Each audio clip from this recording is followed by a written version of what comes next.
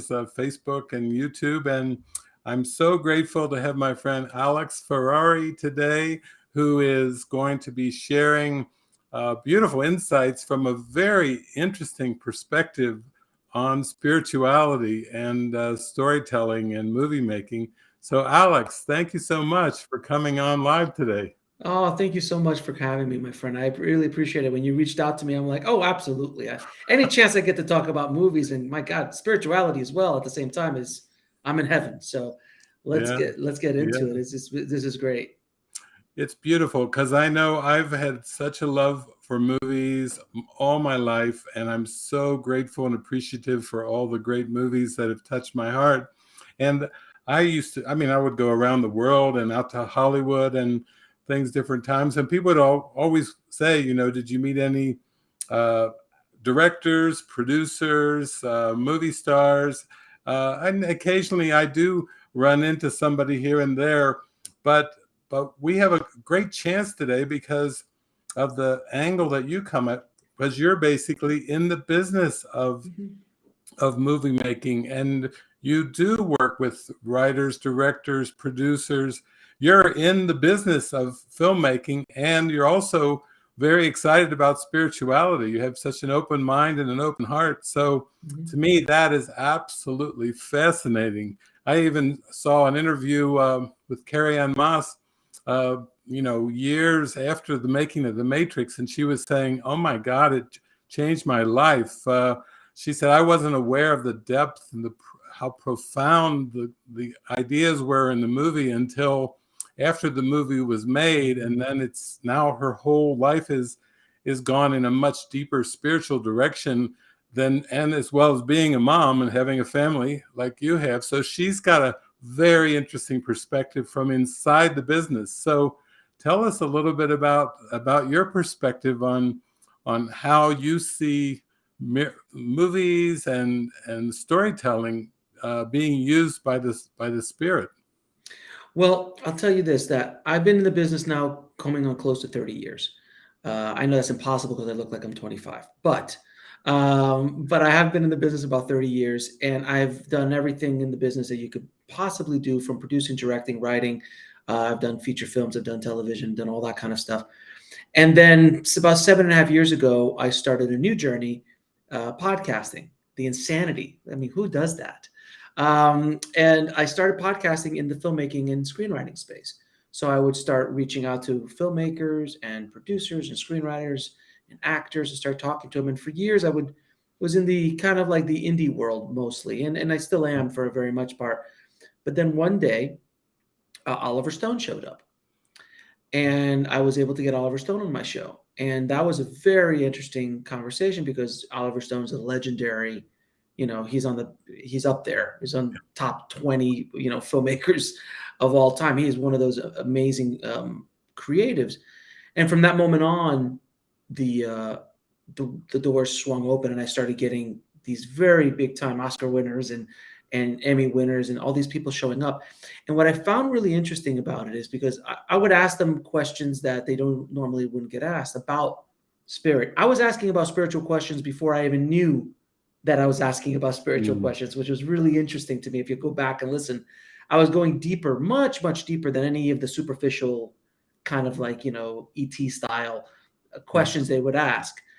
And it's fascinating that my fascination with their stories is because I was always wondering at that level what it's like to tell stories, to use stories, um, to struggle to get to where you want to be. And it was extremely fascinating. I found out that so many of them uh, were spiritual. I had, and I'm going to drop names throughout this conversation, so Mhm. please forgive me. But I was talking to Eva Longoria on my Next Level Soul Mhm. podcast, and I asked her, I was like, "How did you get to like become an actress?"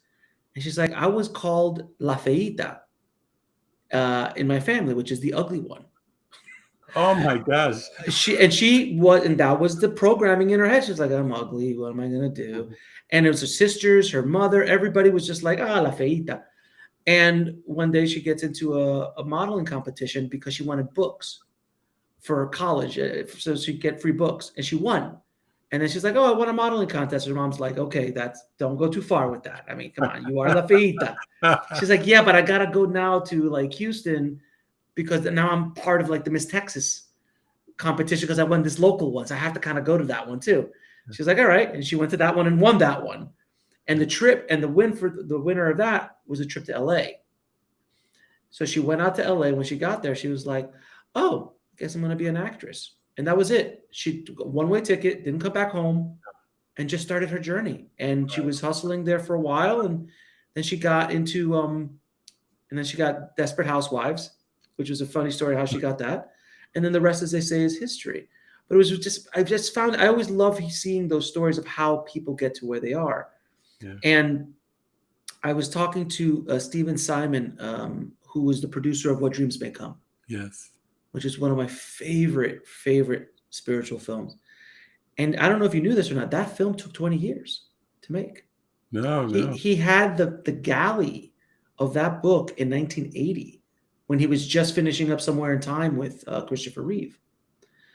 And it took him years, and it was only when Robin Williams agreed to do it that the door swung open, and they gave him, it was like $90 million, which is an absurd amount for a story of that size.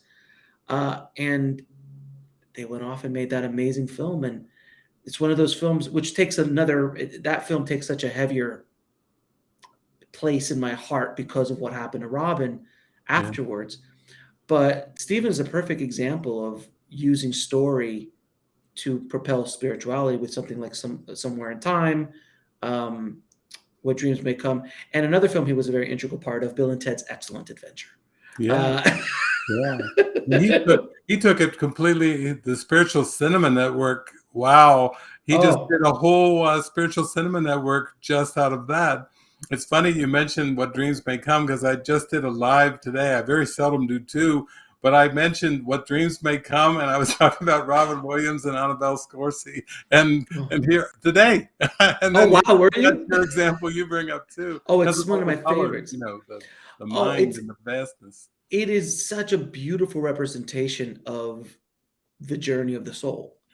And, they took some creative license with some parts of it, but the part of his own personal heaven, the colors and that, it is, I mean, from interviewing so many near-death experiencers and people who've, experienced that, that's similar to what the stories I've heard. So it's really it was a fascinating story. And The Matrix is on my top 3 up there with Shawshank Redemption, which are both very spiritual in in their storytelling. I would love to get Frank Darabont, who wrote Shawshank, on the show one day just to talk to him about it, because that movie is so spiritual, but yet no one really thinks it is. It is, in my opinion, a representation of the soul's journey. And because I always just kept wondering, why does that movie connect? Horrible title,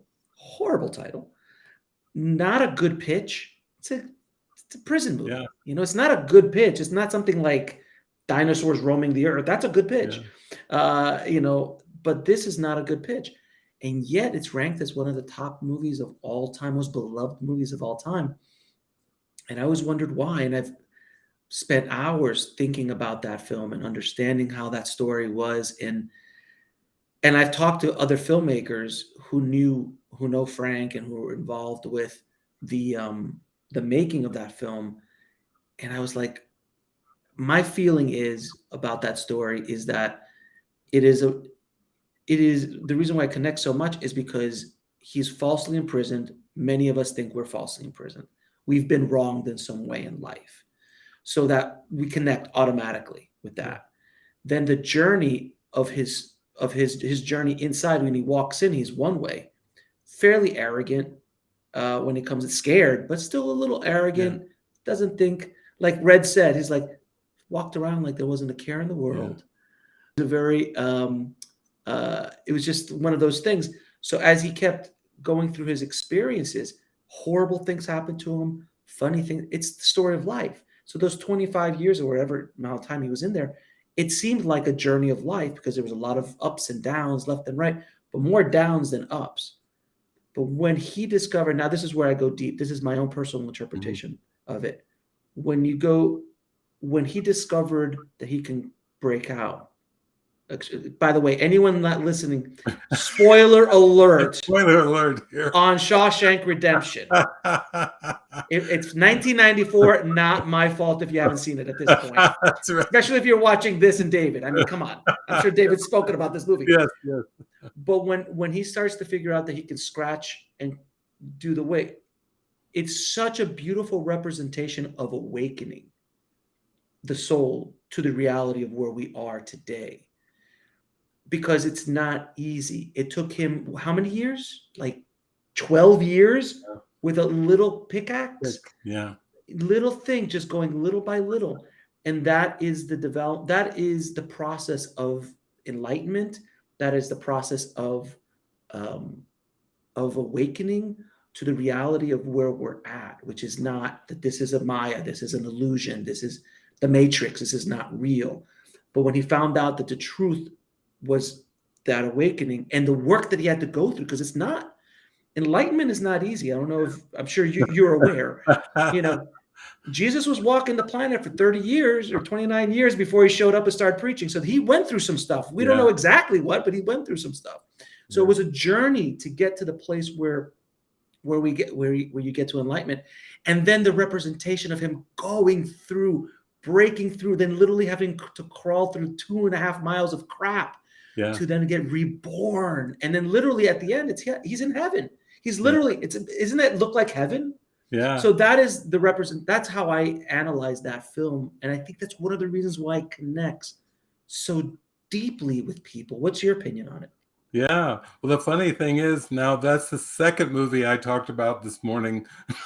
I can't believe it. I talked about What Dreams May Come, and then the first one I was talking about was Shawshank Redemption, and then I was also talking about the movie Hurricane with Denzel Washington, because in both cases they're accused of something that they didn't do, and then both of them spend years and years in prison, and then keep the faith of their innocence, but also go through a character transformation. I noticed in Denzel's The Hurricane, I saw a book of Krishnamurti in there in the cell. So, it's showing those so symbolically.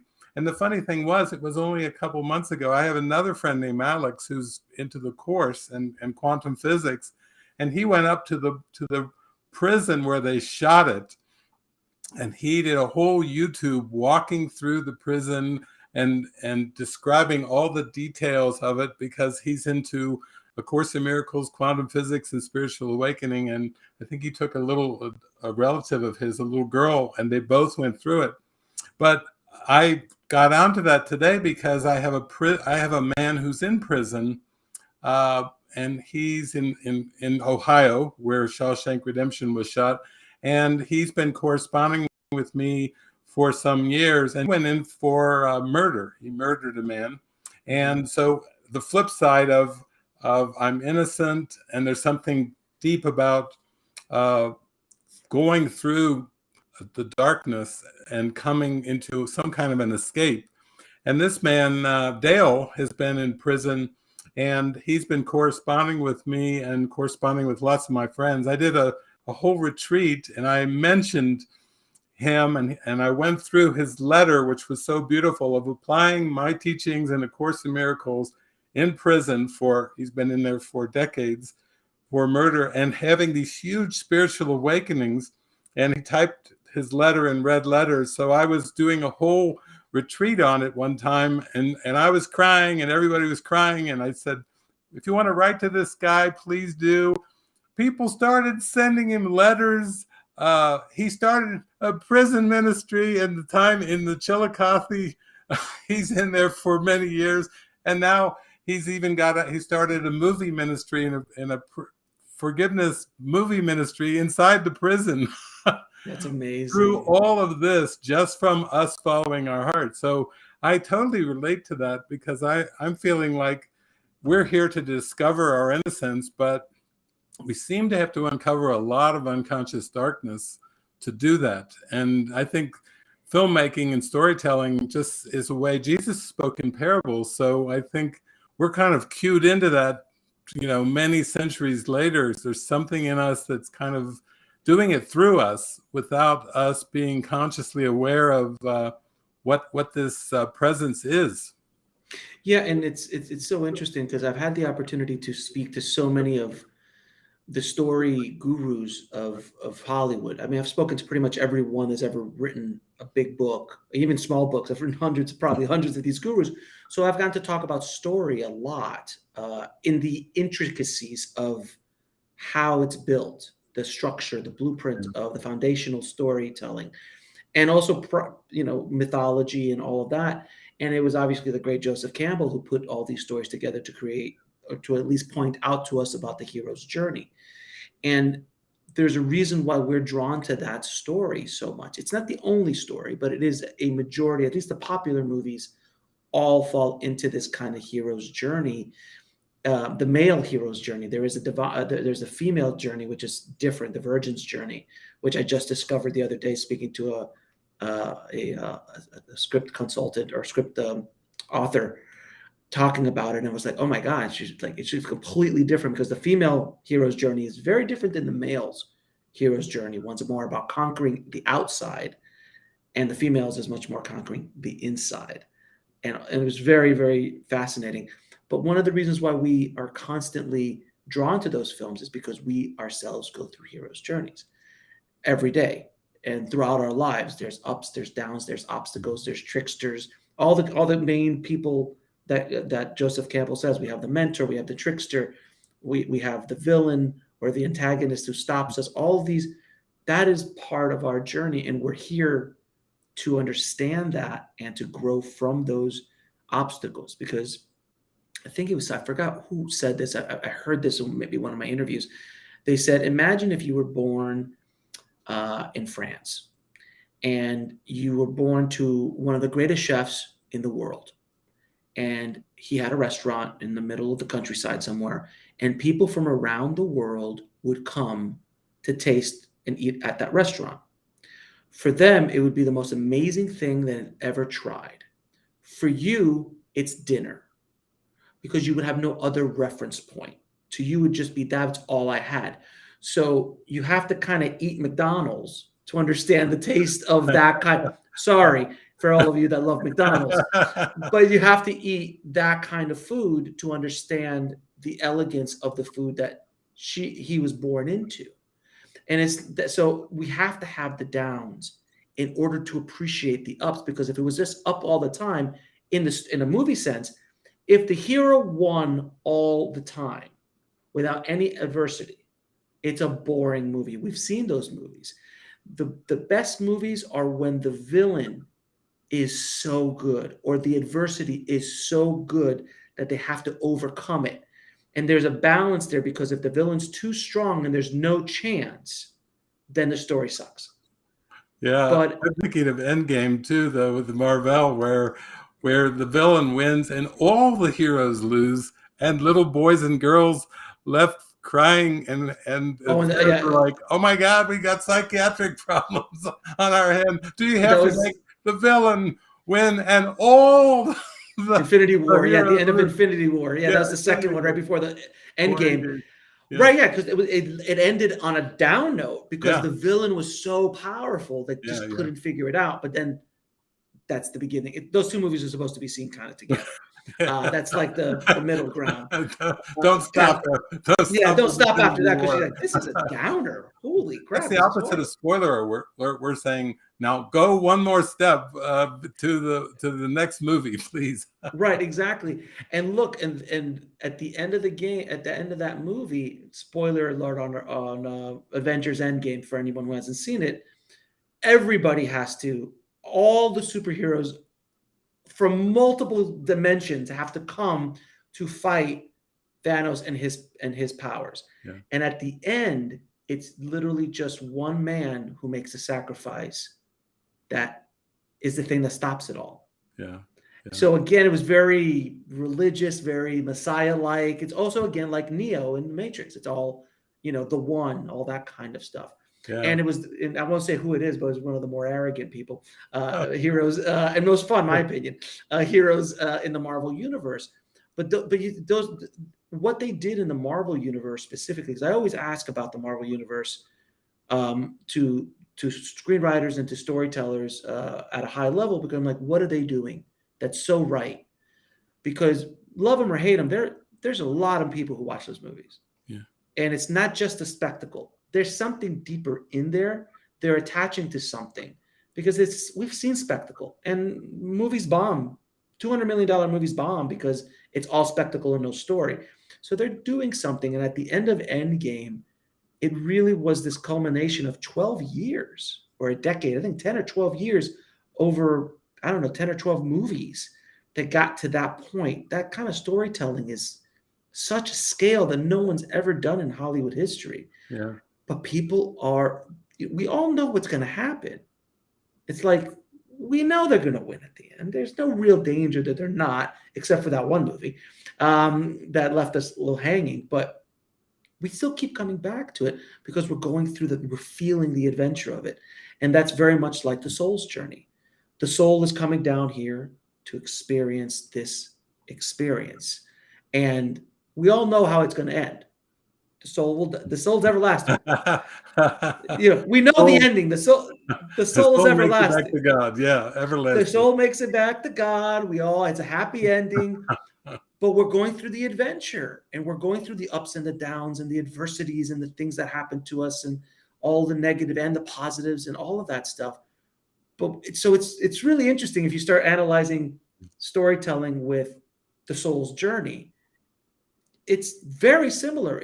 That's why plays were so popular. That's why people around the campfire telling stories is so popular. Without story, we have no reference point.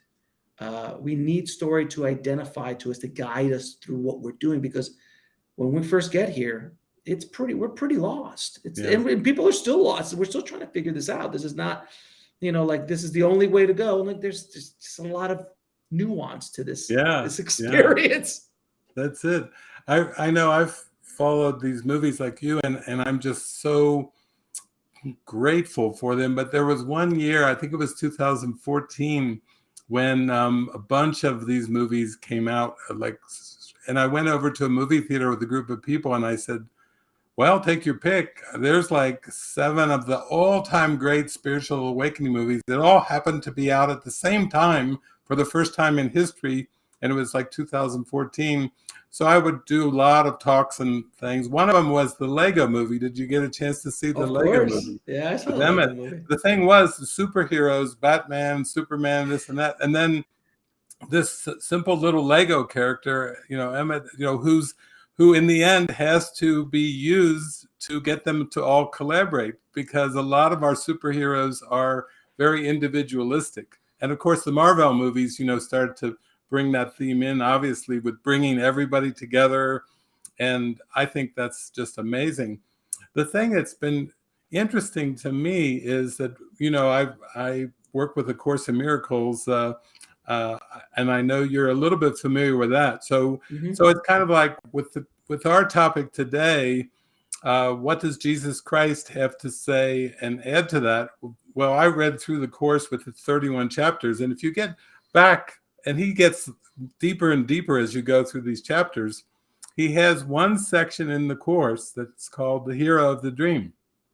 And he says the serial adventures of the body is what this whole world is about. He calls them serial adventures. Right. Very interesting, because we know the body seems to go through many adventures over many, many centuries. And if you use reincarnation, you can get many experiences of the body. But then he moves on and uses a contrast to that whole hero's journey and the hero of the dream. And he shifts it into the dreamer of the dream, which is more when you listen to the great non-dual teachings and they talk about pure awareness or watching the dream, observer, the witness self, the observer self. We've seen it in a lot of the literature over the centuries. He says, you are the dreamer of the world of dreams. No other cause does it have or ever will. and he launches from the hero of the dream to the next level soul of dreamer of the dream. So it's kind of interesting because of that perspective, which is really about transcendence. We're not trying to say, oh, it's just a piece of cake, just twinkle your nose like in Bewitched, or click your heels together like Dorothy and the Wizard of Oz and just say 3 times, there's no place like home, and then you're home. It seems to be through the darkness to the light, but it's great to have that perspective. I love that title of your podcast, Next Level Soul, because that's where you start. You start on the level of the practicalities. You start on the level of what everybody's going through. And then the goal, the inspiration of the podcast, I guess, with all these great actors, actresses, filmmakers, writers, directors, is what did you go through?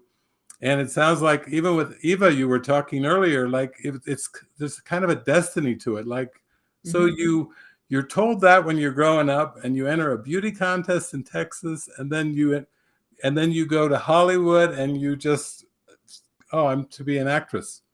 Right. Not even an aspiration, almost like it dropped down into her awareness. Yeah, it is. I've had the pleasure of talking to so many people about their life's journey, closing in on about 1,000 of these episodes at this point. And it is fascinating to see, because that's the thing that keeps me fascinated with a lot of these interviews, is because every story is different. Every story is different. Everyone's journey is different. Mike, and I always ask, how do you keep going when the dream is not happening for you? So many of us want to have a dream, and that dream doesn't happen exactly the way we want it to happen. I've found in my interviews that it never happens the way you want it to. We are not that smart. God, the universe, source, whatever you want to call him or her, has a much better plan for us. So an example of my story, when I was younger, I got on a show called Project Greenlight. I remember that show from the early 2000s. Ben Affleck, Matt Damon, they had a show on HBO where filmmakers would compete to get on the show and make a movie with them as the producers. By the way, years later, I interviewed the producer of that show, and first words, I'm like, why didn't I get on the show? Very first question. Why didn't I get my dream? season 2, man. Why didn't I get in? But I made it all the way to the top 10, I think, or top 15. I didn't make it on the show. I was only on for like 5 seconds or something like that. But I thought I was devastated at that time. And then like a year after that came out, I'm like, oh my God, thank God I didn't get on that show, because it would have ruined me. And then a few years later, another show, Steven Spielberg show, came up. I made it to almost the top 10 of that. Didn't make it. And I said, oh my God, thank God I dodged a bullet. But at the moment, I thought my life was over. I was like, oh my God, this is never going to happen. So I was very angry for a long time following my dream, because I was working, by the way. I was a working director, but I wasn't at the level I wanted to, because in my mind, success was not what I was doing. Yeah. So if you change the definition of success for you, which should be the process of doing the work that you're doing, not the outcome of the work. Van Gogh painted because he loved painting, not because he sold it for $100 million. Yeah.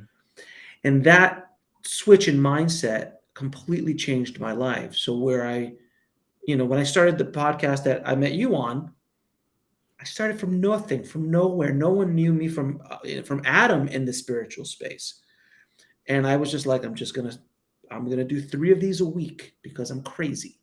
And I'm going to keep pumping them out, and I'm just going to keep going. And I love it, and see what happens. And I'm at 130, I think now, 140 episodes of that right now. And the show has really grown to, it's growing so fast. I never thought it would grow this fast. Yeah. And in a very short amount of time, but I didn't have an outcome attached. I didn't say, oh, I need to be this. And I mean, can you imagine like opening up a spiritual podcast and go, I need to be rich and famous?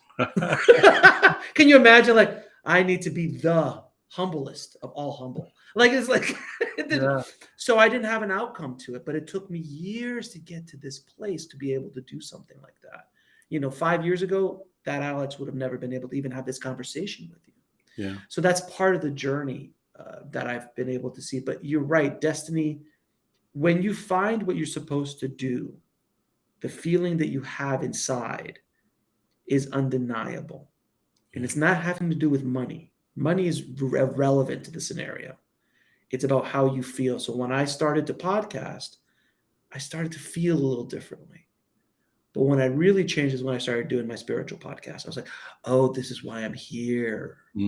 Okay, I need to be doing this. This is what I'm here to be doing. I'm here to spread the word. I'm here to spread this message to the masses. This is what I'm supposed to, and this is my mind. This is what I'm feeling in my meditations, in my own soul, not in a grandiose way, but just in a way I'm like, this is how I can serve. And whatever happens, happens. But I'm trying to get it out to the masses. I'm trying to help people. I'm trying to elevate the vibration of the entire system of humanity as we're going through this insane awakening we're going through right now, David, which is pretty intense to say the least. Pretty intense.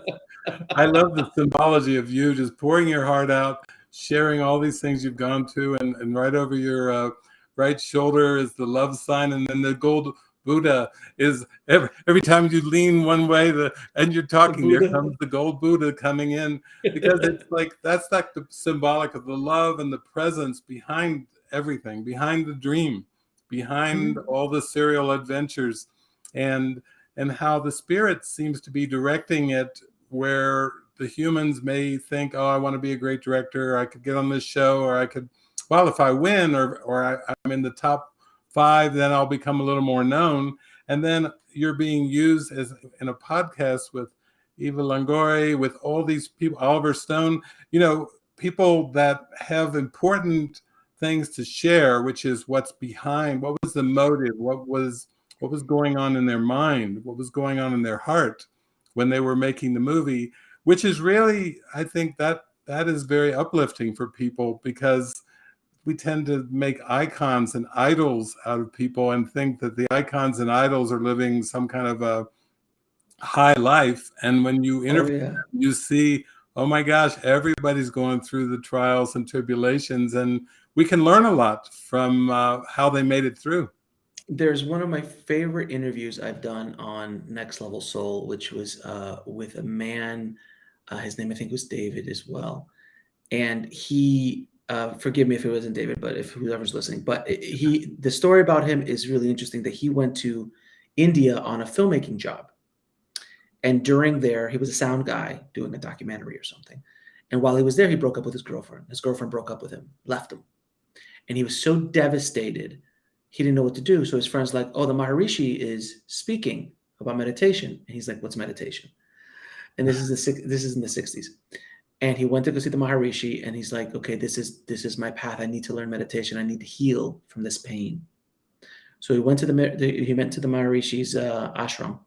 He knocked on the door and said, I'm here to learn how to meditate. And they said, I'm so sorry, we can't let you in. The Beatles are here. And he's like, I'm in pain. I need to help. He's like, look, you can stay in the tent outside. We'll bring you our vegetarian meals. When we have a moment, we'll let you in, if there's even a possibility of that. He's like, okay. So he stayed there 8 days outside, eating, lentils and rice and all that stuff. And then he's like, okay, come in. So he walks in. This is such an amazing story. He walks in. He's like, let me teach you how to meditate. So they teach him TM, transcendental meditation. And then, 5 minutes, he's there quickly. And he meditates for a couple hours or something. And then he comes out of the meditation. And he's all blissed out. And he's just like, endorphins are running. Everything's so beautiful. And he's walking out into the ashram. And off in the distance, he starts walking towards this table, this picnic table. And he's like, oh, that's the Beatles. All the Beatles are there with their girlfriends or wives. And as he's walking, he's still kind of out of it, but his heart starts beating really fast. Because I think subconsciously he's like, you're walking towards the Beatles. And for everyone's reference point, the Beatles in 1964 were pretty much the most famous human beings on the planet. Yeah. Is that a fair statement, David? Yeah, that's a fair statement. So they're the biggest, humans on the planet, essentially. And they're there, meditating with the Maharishi. So as he's walking over, he goes, Alex, this is the only 2 times this ever happened to me. A voice came into my head because I started to panic a little bit as I got closer to them. And a voice came into my head and it's like, they're just like you. They're human beings. They're afraid of the dark and they fart. And that just to bring them back down, because you were saying idols. We make idols. We all are afraid of the dark and we fart. So it's just such a beautiful, poetic way to say we're all the same. We all got to do the same things, you know. So we got there and they had a funny interaction, and John Lennon was like, kind of, busting his balls a little bit, and he busted his balls back, and then Paul McCartney's like, oh, calm down, and he stayed there for about 8 or 10 days, and then he took photos. He's not a photographer. He just was like, hey, can I take photos of you guys? And he's taking pictures of them writing Sgt. Pepper's Sgt. Pepper album. They're writing the songs. They wrote like 20 songs there, but nobody was allowed in. All the press wasn't allowed in because it's, the Beatles. And I think one of the Beach Boys was there, and like Mia Farrow was there. And it was like, can you imagine just walking in to this experience? And he became friends with them, for the time they were there. He took all these pictures. And then years later, his daughter goes, hey, Dad, didn't you take pictures of the Beatles? He goes, yeah. But he put the roll away. He never thought about it. 30 years later. And he went hunting for them and found the pictures. The last place he found, he almost gave up. Last place he found, he got the pictures. He took it to Sotheby's, and they said, these are almost priceless because no one took pictures inside the ashram at this moment in the history of the Beatles. So it's just a wonderful story. But I tell that story to kind of humanize idols, and the Beatles are arguably of the 20th century some of the biggest idols ever created by society, by world society. I mean, there was no place you couldn't go and not know the Beatles. To this day, my daughters know who the Beatles are, and they're young. So it's and as I've been able to talk to more and more of these, movie stars and big time directors and Oscar winners and things like that, I realize how human they truly are. Like I spoke to Eric Roth, the writer of Forrest Gump, and Dune, and a million, The Curious Case of Benjamin Button, and a million other movies that he's written. And he tells me he still gets nervous. I'm like, you get nervous? He goes, yeah, when I get in front of that blank screen, I'm not sure. And I was like, wow, maybe. And I go, but you won Oscars. You're a legend. He's like, I still have my problems with it. And I always love asking writers specifically. I go, when you write, where does it come from? And that was a big question. Do you feel like you're channeling something when you're writing? He's like, oh, absolutely. Sometimes, when you write, you're writing, and then when you're done writing, you read it, you're like, oh, that's good. I don't know who wrote that, but that's really good. And most of them acknowledge a higher power, religious or not religious, on a creative muse standpoint. Whatever word, they understand that they are funneling through. I got to speak to Bruce Dickinson. I don't know if you know who Bruce Dickinson is. He is the lead singer of the world famous band Iron Maiden. If you know who Iron Maiden is, I'm sure. Yeah. So, they're a heavy metal band and, all that kind of stuff. And I had a deep spiritual conversation with him on my show. And I said, Bruce, what is it like singing to 100,000 people? Because most of us will never understand being in front of 100, because all that love, all that attention is all on you. Like, how do you handle it? And how do you prepare for it? And I go, when you're singing at that level, is it coming through you? He goes, oh, absolutely. I'm just there. I just kind of just open my mouth and something comes through, and it's not me. And I was like, wow, that's so amazing that he just he acknowledges it. And the one thing I've noticed, the bigger the person, the more they understand and acknowledge what's happening. Like Spielberg said that too. He's like, when I have an idea, I either have to act on it because I know someone else is going to take it.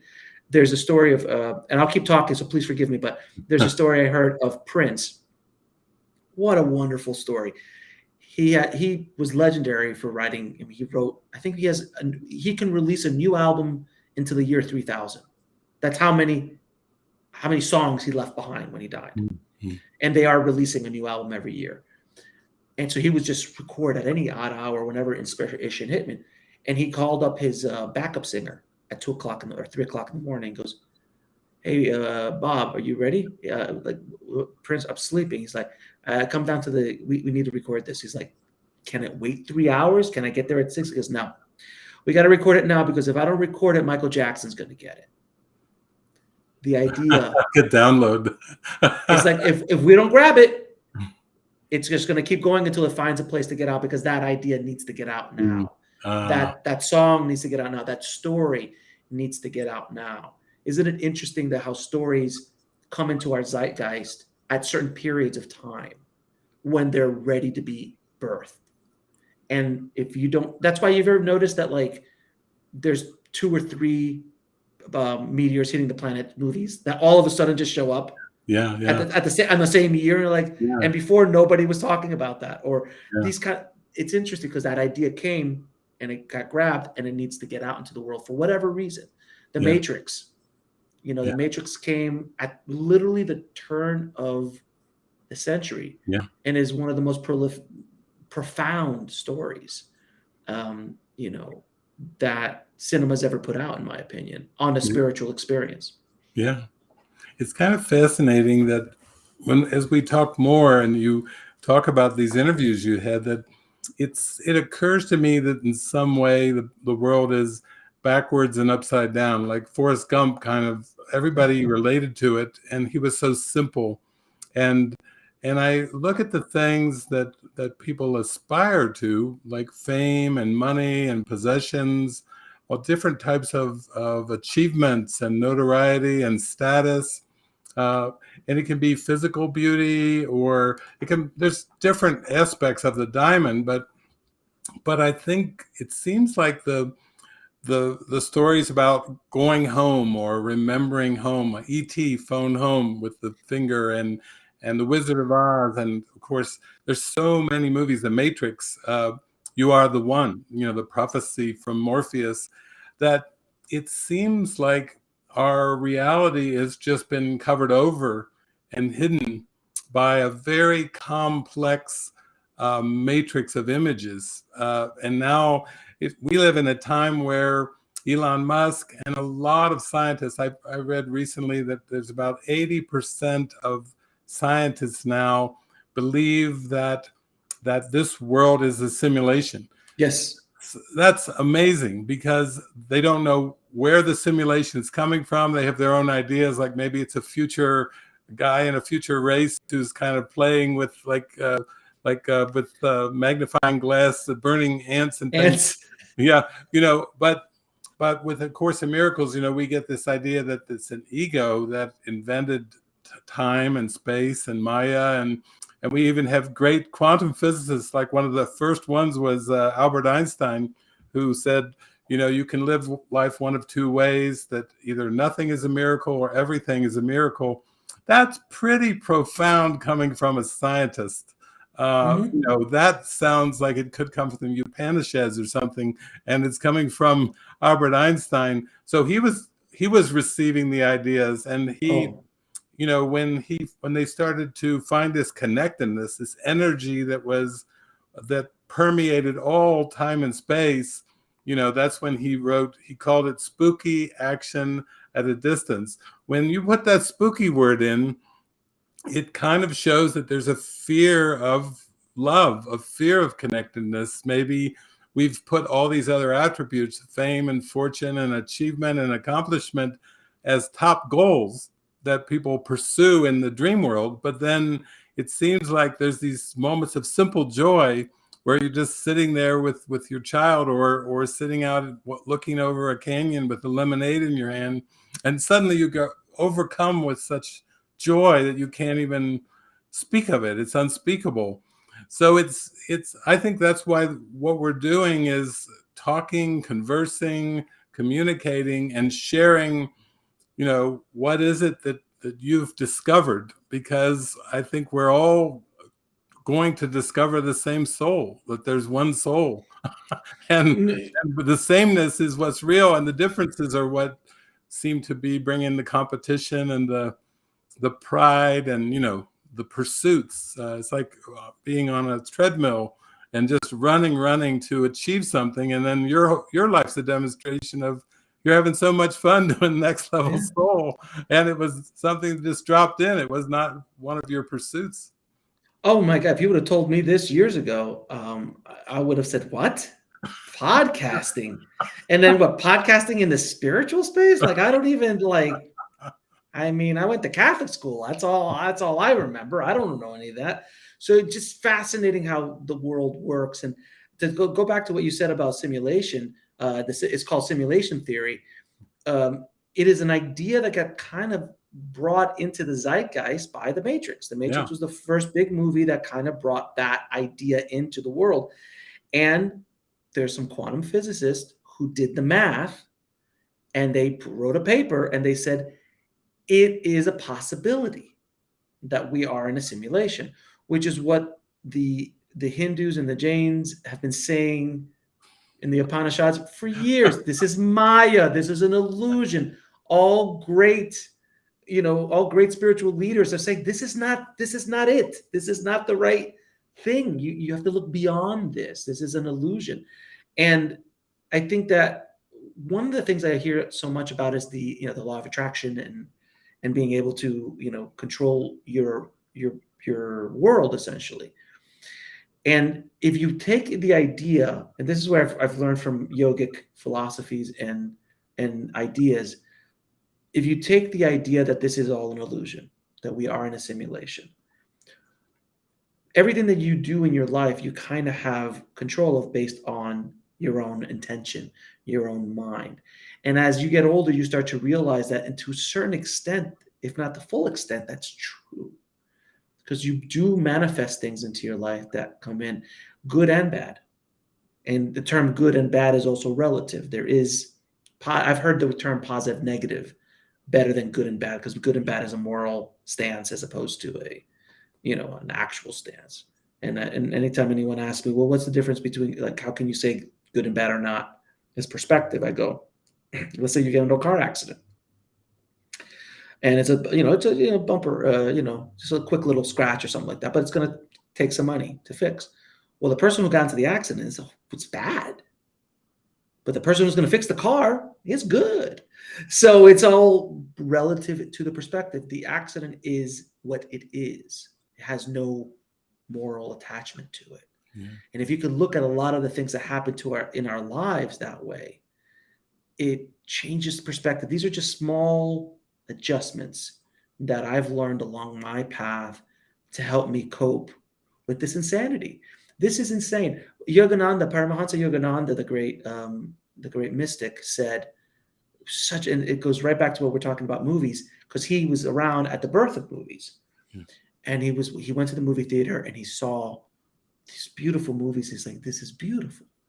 This is what we're right. So all of us are focused on what's on the screen, and people die and things happen and there's war and there's love and there's this, and that's all on the screen. And that's where all of our attention is. He goes, but what you need to do is turn around and look where the light is coming from. Yeah. That's where you need to be focusing your energies. Yeah. And I thought that was so profound. Yeah. That's it. Right there at the birthplace of movies. And of course, he had his center out there, and he was right there in Hollywood after traveling around. But wow. And it's interesting that even from a scientific perspective, I talk to scientists and they'll say, well, after the Big Bang, basically the cosmos, time-space cosmos, they use the word entropy. And when I say, well, what is entropy? They say this is a cosmos of time-space. It's disorder. So they use the word disorder. And then when you think about what Yogananda is saying, turn around go within, I feel like there's the stillness, there's the tranquility, there's the peace, that the light is within us, like Jesus taught.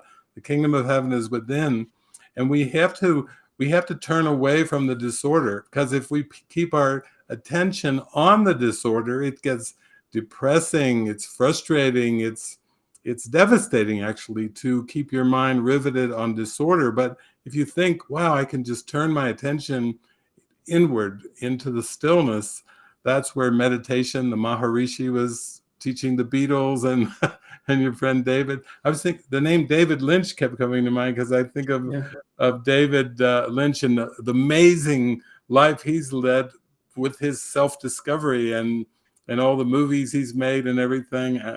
Ally McBeal and all kinds of things he was involved with, that I've laughed with and cried with and appreciated. But underneath it was this wise, opening soul that was just thirsty for meaning, deep meaning, profound meaning.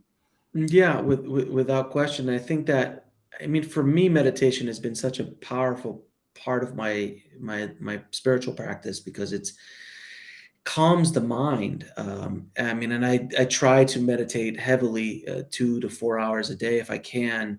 And the deeper I go, the more calm there is in my life, and things become clearer. I've gotten answers to questions in my meditations. You start to just feel things differently, look at life differently. It's just, there's a reason why all the great masters, spiritual masters, all talk about meditation and the power of it in one form or another, whatever that form might be. It doesn't all have to be lotus position. There's other forms of meditation, but it is a powerful, powerful aspect. That's why I remember in the Matrix, I think it was Matrix 2. The Matrix 1 is a masterpiece. Matrix 2 and 3 are fun. And there's some cool parts of it. They're interesting, but I remember that the Neo walked into, I think he was going to go meet, I forgot who, I think he was going to go meet one of the upper beings, and he had to get through this one guy who was the guardian of that being. I think it was the key master or something like that, the key guy. And when he walks in, he's meditating in the space, but the way Neo sees it, Neo sees the Matrix. So it wasn't just seeing the false Maya of it all, the illusion.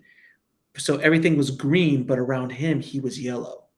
It's a different color. Yeah. And I just remember that it just touched me. It was like a weird thing. I was like, oh, that's interesting. And then if you go deeper and deeper into yogis and what they do and the different chakras and the colors of there's a reason why Jesus is depicted with a glow around his head, and most saints are, and most spiritual beings are with a glow around them because they've transcended to another place. How fascinating. And then before I came on with you, I was talking a little bit about Christopher Nolan and Soderbergh. The thing I like about storytelling is when like with Christopher Nolan, he's done so many movies with a theme of time. And we know from quantum physicists, that humans perceive time as an absolute. They actually believe that 1 second is 1 second is 1 second in any country, in any realm, in any galaxy. And Einstein was the first one, I think, that said, no, it's very relative. This is a very relative construct, time, space. And then you have somebody like Christopher Nolan that explores, it's Interstellar and all of the movies that he's done, exploring black holes and gravity and different perceptions of time. And when we think of time as just a relative perception, then the question comes, what's beyond that? If it's also relative, if it's not an absolute, then we can't just talk about it constantly like it's an absolute. I love going to movies that tell stories that are showing that what we perceive is not accurate. And that's fascinating to me. There's time is a complete construct. It does not exist.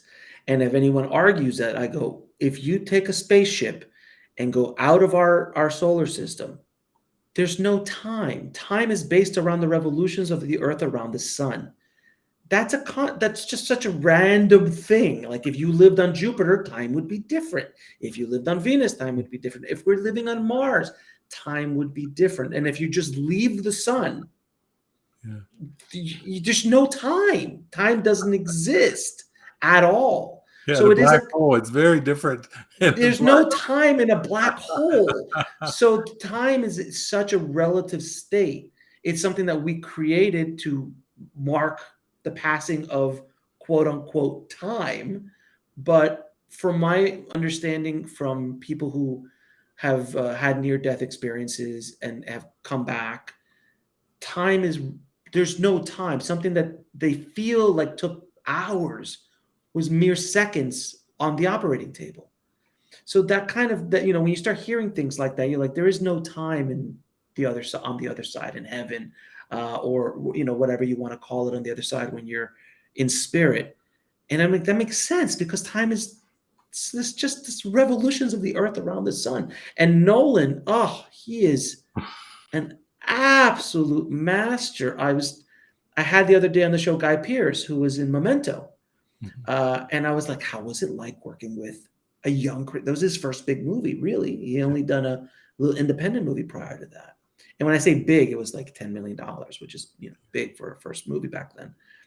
And he's like, it was fascinating with him. He was not only understanding the story on a technical standpoint, like because that's if you remember the Memento, it's not an easy script. No. Not an easy. It's everything's backwards. Everything's like your head hurts. So to keep that all in place, keep the emotional journey, which is what he told me. He's like, he was able to understand the technical story structure, which was insane. Then understand the emotional journey I was going through and understand all the technical stuff going on set. He goes, his mind works at a level that you can't comprehend. Yeah. And isn't it fascinating that his next movie, for better or worse, is Oppenheimer? And we are on the brink of an Oppenheimer situation with Russia right now in the world. Isn't it fascinating the timing of when that movie is going to be released, which is going to be released next summer?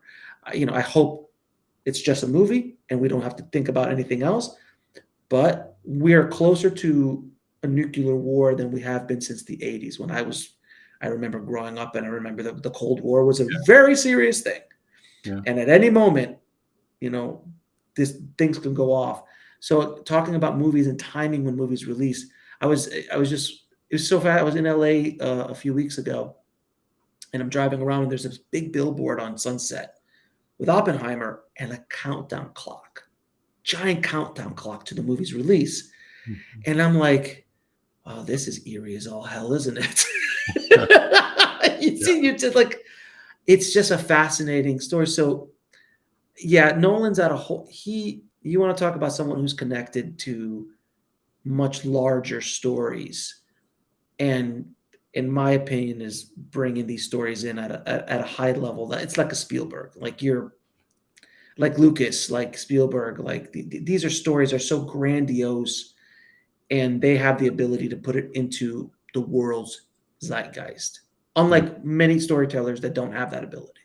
And do it with there's probably only on one hand I can count how many filmmakers can do what Christopher Nolan can do at the level that he's getting, I think, a $200 million budget for a movie about Oppenheimer. Yeah. Not dinosaurs, not transforming robots, not blue people running around and Pandora. Oppenheimer. Yeah. Who else is getting that? Yeah. It's beautiful because, I one time asked Jesus, I said, what is it with all these movies? And he said, well, I'm orchestrating these movies as teaching devices, like the parables I told 2,000 years ago. Because I know for many years when I traveled around the country and the world, people would say, hey, listen, I kind of am sentimentally drawn to the Course and to Veda Vedanta and to some of these non-dual teachings, but on practical terms in daily living, I'm not there. Can you please summarize A Course in Miracles? Can you please summarize quantum physics for me? Because it's too far above my head. I can't do it. And I said, well, if you're ever on a deserted island and you feel like you're dying and you get one request and you could have one movie, ask for the movie Solaris. And if that's your last movie you see on the Earth plane, you can transcend with that one. Just one movie can do it for you.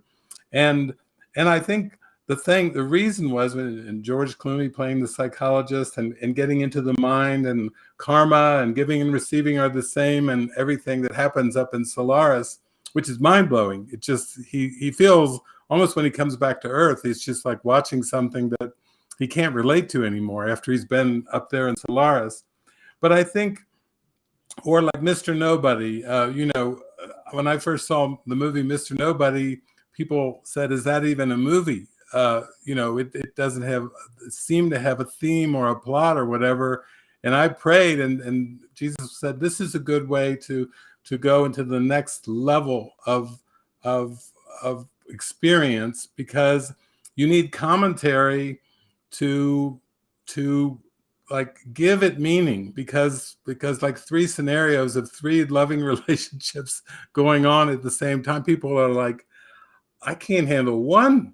I mean, what the hell is going on with this guy and Mr. Nobody?" And I said, this is unlocking the secrets of the universe. If you can start to see the patterns, the thought patterns and the beliefs in the mind that send us on looking for love in too many faces, looking for love in all the wrong places, looking for love in time space, then you can actually start to feel like you can relax into your given function, because whatever you're meant to do, it's part of a prearranged plan, and all you have to do is see it and say yes to it, and you turn happy.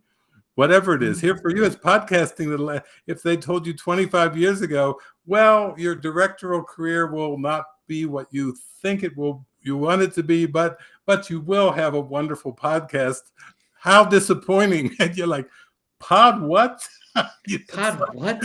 Pod what? Okay. I'm a director. I'm a director. And that's another thing too. Like, I identified myself as a director only. So when you identify to your occupation, when the occupation doesn't go the way you get depressed.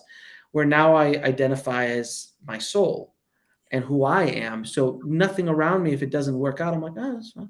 I'm good. I'm more connected. And you said something really interesting there. Like, when George Clooney came back, he couldn't identify with it.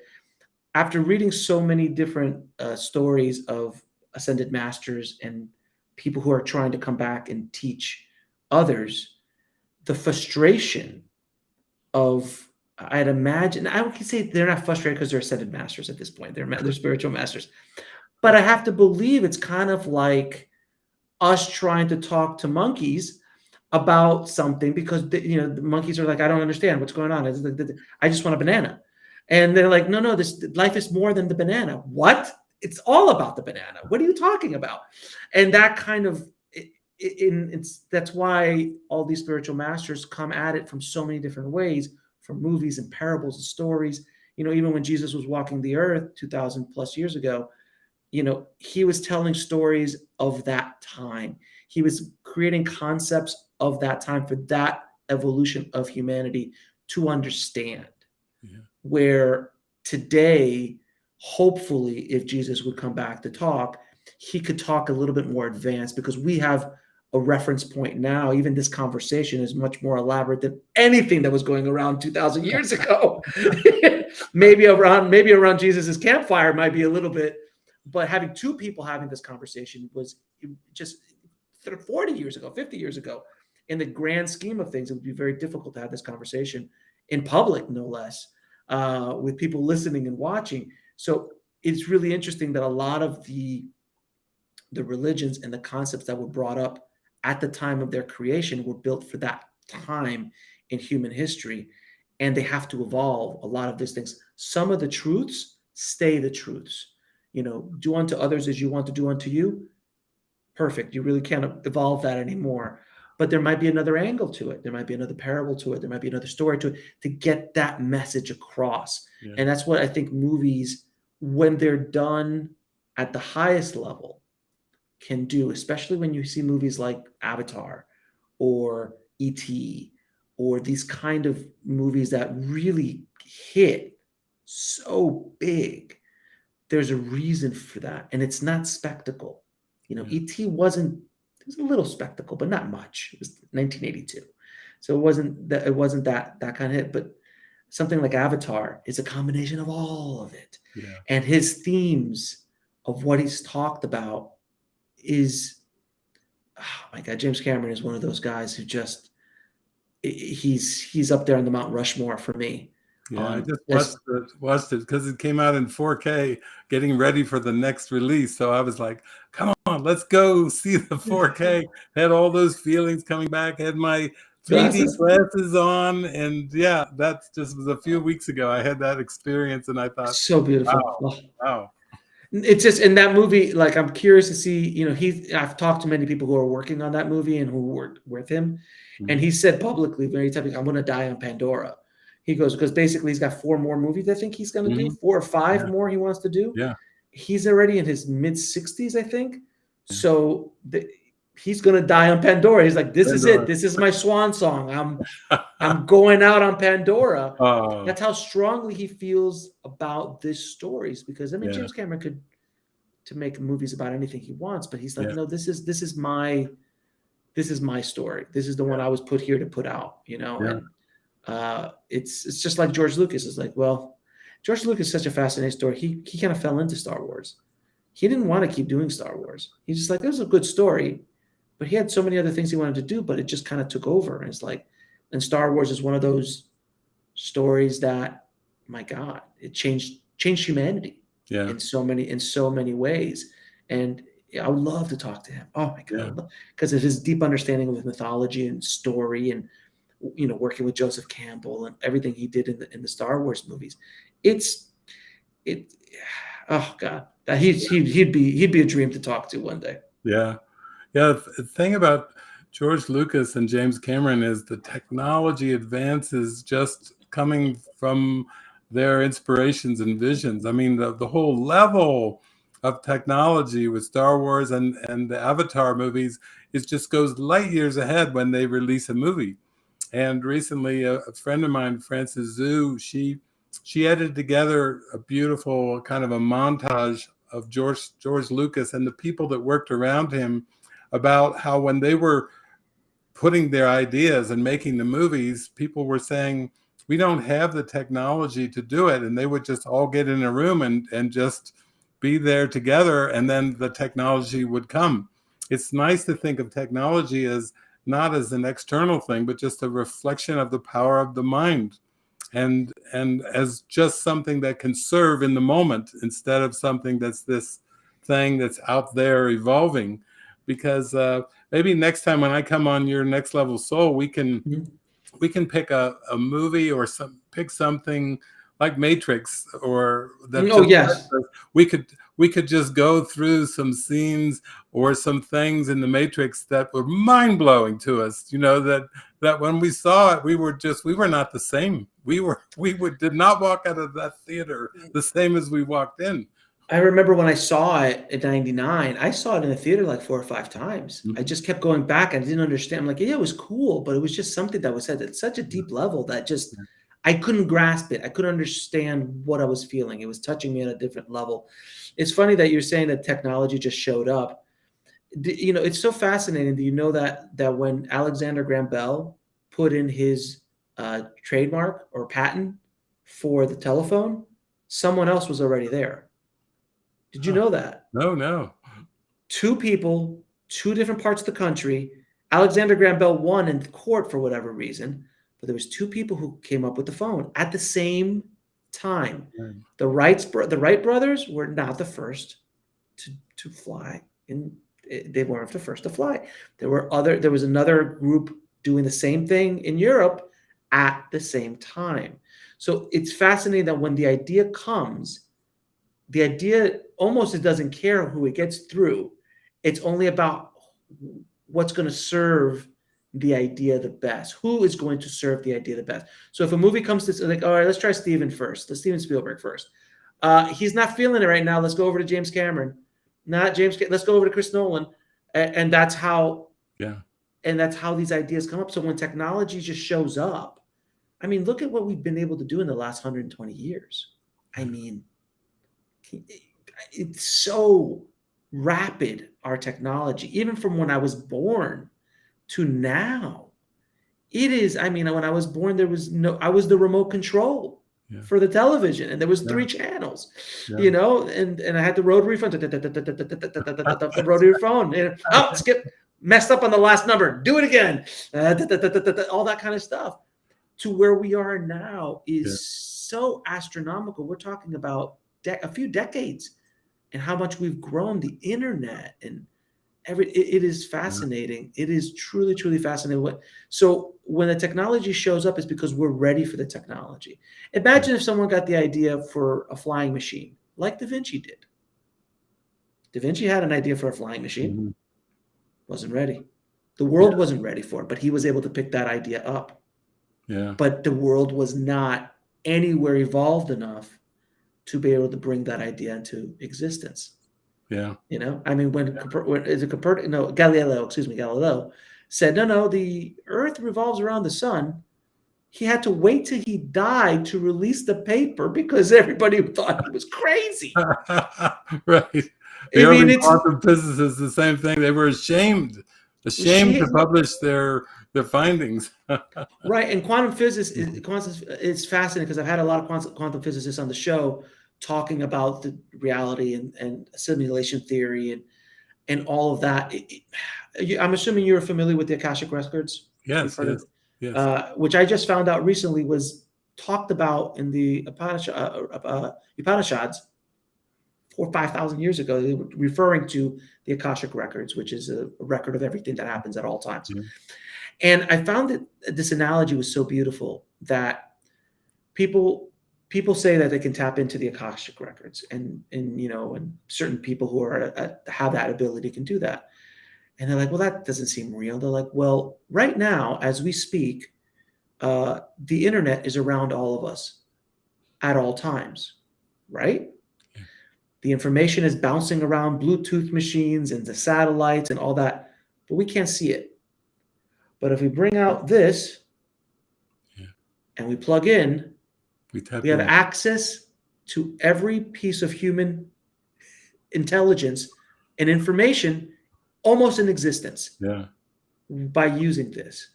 So is it because we haven't learned how to tap into that field of intelligence? And is that where all of these ideas come from eventually? Which is of course connected to the universe and God and all that, all this kind of stuff. So it's just, it hurts the brain. I know we've come from when I talk about traveling around and following my inner prompts and guidance, but I said I had to pull over and put some coins in a phone booth, and then people look at me like, what's that? What's a phone booth? They have no idea what a phone booth is. And I think there's something to this be here now that Ram Dass wrote. The kingdom of heaven is at hand. What if it's not only a simulation, but what if it's simultaneous? What if there's not parallel universes, but what if it's all simultaneous? And no wonder it hurts to try to make sense of something if it's all happening at the same time. And there's not any segments that we call past, present, and future. What if that whole thing is a construct, and that's what the simulation is, and that the simultaneity of it, because I seem to be getting more honestly into spontaneity, simultaneity. What's my joy in the moment? What's my greatest thought of the moment? Whether it's just having a lemonade, a pink lemonade, and just being in joy, and sometimes just meditating and watching my cat's face, whose name is Unity. She can do the best clueless face, like just nothing's happening. She's got the look in the eyes and the face, like nothing's happening. Looking at me, like saying, "Will you join me in this cluelessness?" That's when it's all coming. You've got the Buddha behind you. I've got the little cat face going, "Let it go. Don't try to figure it out anymore. Just let it go." Isn't it fascinating that I love when you say that I've heard of that concept of everything's happening all at once. That we were born and we died and it's all in the middle and we're just kind of experiencing it. And it hurts the head to start thinking about that. And then let's not even get into the multiverse, which is, by the way, all of a sudden, am I wrong? All of a sudden, the concept of the multiverse is in the zeitgeist all of a sudden, Mhm. right? Yeah. Yes. It's everywhere all of a sudden. It's like, from Doctor Strange in the multiverse and everything everywhere all at once, another concept of the multiverse, and they're all coming out Yeah. now. Now is the Isn't time. isn't that interesting? Because we've heard about the multiverse. It's been in comic books for a long time, but and in books and other things, but I really hadn't seen too much of the multiverse ideas in movies before this period. So yeah, that's a whole other. Then your head will really start hurting if you start thinking about the multiverses and every decision you make splits off into another stream, and now you've got like billions of you running all over the place at the same time. But that's one of the things I love asking. Whether you believe it or not, into psychics and people who can tap into that stuff, I always find it fascinating. And I go, how do you know what's going to happen? They're like, well, and that's another thing with like from even yogic masters and spiritual masters. They go, this is where certain things are leaning towards. We all have free will and it can change at any moment, but more than likely, this is where it's going to go. And there's certain things that are rock solid that's not going to change, like big events, world events that like, nope, this has to happen because it's kind of laid out the way it's going to lay out. But it's just an interesting way of looking at things of like, yeah, we have free will. Like at any moment, you and I could do something crazy right now. You and I can all of a sudden take off our clothes, start running around the house, and we could do that. We have the freedom to do that, right, David? But Wild and crazy guys. It sounds we like a do. Saturday night episode. No, it's like old school. It's like old school with Will Ferrell. Like we could just start streaking tomorrow, like right now. We just go on the street and streak. We have the ability to do that if we want to. We have free will. Chances are you and I are going to do that right now. But is it possible? Sure. Maybe in one of the multiverses where you and I are streaking somewhere right now. Well, you know what Jesus says in the Course in Miracles? He said, God created you with free will, and you have free will in heaven. But Yeah. the closest approximation that you have, like a reverberation of free will, because free will is, he says, perfect happiness. And you're only perfectly happy in the environment you were created, which is light and spirit. But he's saying within the illusion, there is no free will, but you do have choice. And then every second you're going back and forth at a huge rate of speed between ego and spirit. Your soul's wanting to align with the spirit and knows that that's where it'll be free. It won't be imprisoned anymore. But when you go back and forth between the ego, which is death or limitation, and vastness, you're just confused about who you are, and you need to go through a purification process, which all the great masters and mystics and saints have said. Yeah, you have to be. Jesus said, "Blessed are the pure of heart, for they shall see God." So I feel like if everything is simultaneous, then it must be that to be happy must be free from time, free from the construct of time, because those choices, when we start to put our attention into, do I want this or that? Do I go here or there? Do I be like Wild and Crazy Guys on Saturday Night Live? And what was it, Steve Martin and Dan Aykroyd, and the way they would wiggle? And I would just burst into laughter, like, who comes up with these skits? Where did Lauren Michaels, my God, where do you get these things? But I feel like it's part of a surrender of more into the cluelessness, because we can still be joyful and we can still extend the gift of the lightness, the laughter, the joy, using all of our technology, even though neither you or I thought we would be doing a video podcast in the year 2022. We didn't know what that was. No, there's no technology, and you know what? And who knows? You and I might be doing holographic podcasts in the next 10 years. You don't know. I don't know. Who knows? Who knows what we're going to be doing? Yeah. Maybe we'll be dodging the bullets like Neo. I mean, who knows what's going to be happening? I always loved using this analogy, and I think it's perfect for this conversation. Imagine that you're Heath Ledger all of a sudden, and you come onto the set to play the Joker that day, or Joaquin Phoenix, whoever you're the best Joker you like. So you're Joaquin Phoenix, and you're coming on the set to play Joker in the movie Joker. And you put on the makeup, and you go onto the set, and you start playing the scene. And there's a director there, and the lights are on, and action. And you are the character. You are playing the Joker. And after 10 hours, you're supposed to get off the set, take the makeup off, and go home. The problem is that most of us don't understand that we're on set as the Joker. The insanity that we all have is that we believe that we are the Joker. Yeah. We are the character, and we're not the actor playing the character. And in this analogy, the actor is obviously the soul, the spirit, where the character is what we are right now, this illusion, because the Joker is an illusion. It is a character that was created to tell a story, to go through experiences in the movie. And there's a hero's journey of that character throughout the movie. But the insanity is to believe that you are the Joker, that you are the character that you play. And that's what we all go through on a daily basis. And that's when the saints, the ascended masters, the prophets, all these people who have been able to transcend finally go, oh, I'm not the Joker. I'm Joaquin Phoenix. I can go home now. Yeah. And that's where we're all at. I think it's just a great analogy for our conversation. Yeah, it is.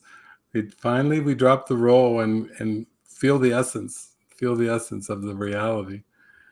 Well, thank you so much. I'm so grateful that people who study A Course in Miracles and study this pathway can appreciate everything you've shared, because you've studied many different spiritualities, had many, many, many conversations, and bring the gift of that in the moment, just to show up and let it come through in your flavor, in the flavor of Alex.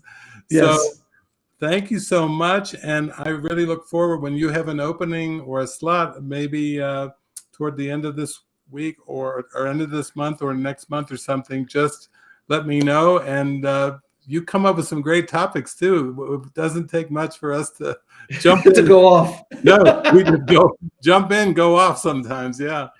David, it's been an absolute pleasure talking to you. Thank you so much for the invitation. And I'm so glad that we had this conversation, and hopefully it has helped some people, and maybe a couple people are going to take off the mask and go home.